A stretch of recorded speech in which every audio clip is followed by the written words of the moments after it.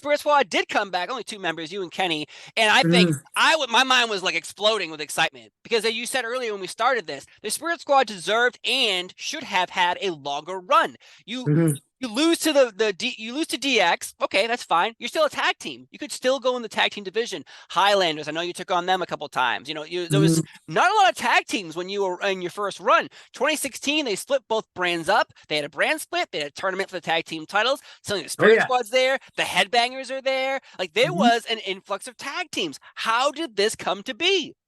Yeah, it was one of those things. I remember I was at a baby shower, and all of a sudden I get a text message from Dolph Ziggler, and he's like, "Hey, kayfabe," but this was out of nowhere, and it's just kayfabe. The office is going to call you to come to TV, and lo and behold, a couple hours later, I get an email from Mark Carano seeing if we want to interested in coming to TV.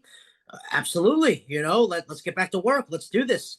And we showed up, and we were supposed to be with the Miz, which is what we were with, and doing a little feud with Dolph. And originally, it was only supposed to be a one-off, Hmm. but because the one-off went so well, Vince asked us to come back to the pay-per-view to be involved in like the ending of the match. I think it was like for a false finish or something. Yeah.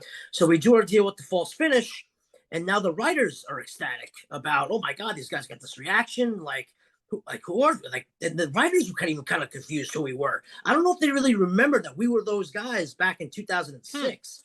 Yeah, it was very interesting. Wow. And they were like, yeah, these guys can go, let's use them. So it was like, all right. So we came back the next week, and then we started doing something with Heath and Rhino, and it was just like 1 week after 1 week. Now we never had a contract the entire time. That's the thing.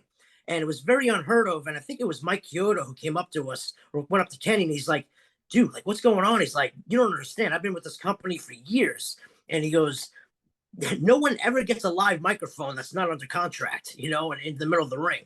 Because think about it, we could have said Said anything we anything. wanted to say. Yeah. We weren't on the cut. Not that we would do that or not like that. That'd be pretty stupid.